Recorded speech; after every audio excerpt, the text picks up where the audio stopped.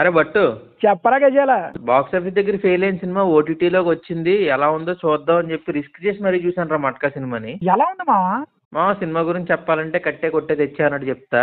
Director already మనం చూసాం, ఒక పలాస, ఒక శ్రీదేవి సోడా సెంటర్ లాంటి సినిమాలు తీసాడు. ఒక సినిమా రైటింగ్ పరంగా బాగుంటుంది, ఒక సినిమా డైరెక్షన్ పరంగా బాగుంటుంది. ఈ సినిమా రెండు పరంగానే దెబ్బేసిందని చెప్పొచ్చు.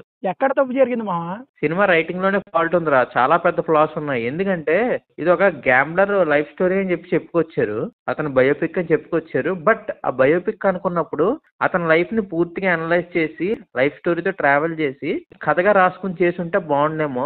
బట్ అవి ఏం చేయలేదు, ఓన్లీ హై మూమెంట్స్ ఏవైతే తన కెరీర్ లో ఉన్నాయో అవి ఒకటే పట్టించుకున్నారు. ట్రాన్సిషన్ అంతా ఎగరగొట్టేశారు సినిమాలో. ట్రాన్సిషన్ అంటే? ట్రాన్సిషన్ అంటే ఒక ఫేజ్ టు ఫేజ్ మావా. అంటే ఇప్పుడు తను లో లెవెల్ నుంచి హై లెవెల్కి వస్తున్న టైంలో ఒక్కొక్క స్టెప్ వెళ్తున్నప్పుడు ఆ మధ్యలో స్టెప్ ఏం జరిగిందన్నది తెలియదు. డైరెక్ట్ ఫస్ట్ స్టెప్ నుంచి సెకండ్ స్టెప్ వచ్చేస్తాడు. ఈ మధ్యలో ఎలా ఎక్కాడన్నది చూపించడానికి పూర్తి నాలెడ్జ్ లేదు సబ్జెక్ట్ మీద అయితే నాకు అనిపించింది. అండ్ సెకండ్ పాయింట్ ఏదైనా మాట్లాడుకోవాలి అని అంటే వరుణ్ తేజ్ గురించి మాట్లాడుకోవాలి. తనంటూ ఒక రెప్యుటేటెడ్ ఫ్యామిలీ నుంచి వచ్చాడు. తను ఒక మంచి స్టోరీ సెలక్షన్ చేసుకోవడం రావట్లేదు. మేబీ ఎందుకో నాకైతే అర్థం కావట్లేదు. లైన్ ఒకటి వినే షోకి అయితే చెప్పకూడదు, బౌండ్ స్క్రిప్ట్ కూడా విని చెప్తే బాగుంటుందని నా అభిప్రాయం. ఇంకా మూడో విషయానికి ఏంటి అని అంటే డైరెక్షన్ కూడా ఏదైతే మనం ఇందాక అనుకున్నామో ఆ స్టోరీ టెల్లింగ్ కి ఈ డైరెక్షన్ అయితే కరెక్ట్ కాదు. నరేషన్ లో కూడా చాలా ఫ్లాస్ ఉన్నాయి.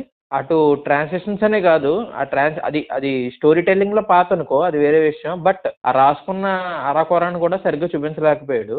అది కూడా one of the major minus అనే చెప్పొచ్చు. బట్ మీనాక్షి చౌదరి పెర్ఫార్మెన్స్ ఏదైతే ఉందో సినిమాలో ఉన్న టైం పీరియడ్ తక్కువ, బట్ ఉన్న స్కోప్ అయితే ఎక్కువ.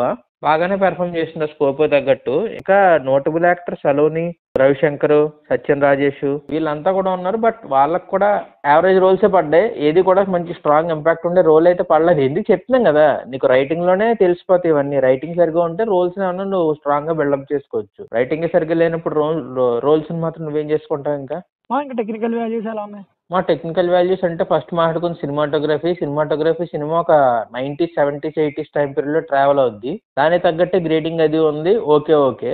అండ్ నెక్స్ట్ మ్యూజిక్ గురించి మాట్లాడుకుంటే జీవి ప్రకాష్ ఈ సినిమాకి మ్యూజిక్ సాంగ్స్ పరంగా అయితే పెద్ద అట్రాక్టింగ్ ఏం లేదు, కానీ బెటర్ మ్యూజిక్ అయితే ఇచ్చాడు. ఆ మ్యూజిక్ కొన్ని చోట్ల వర్కౌట్ అయిందని చెప్పుకోవచ్చు.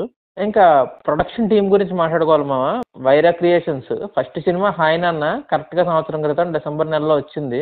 ఏవైతే డబ్బులు తెచ్చి పెట్టిందో ఈ సినిమాతో పోయిందని అనుకోవచ్చు వాళ్ళకి.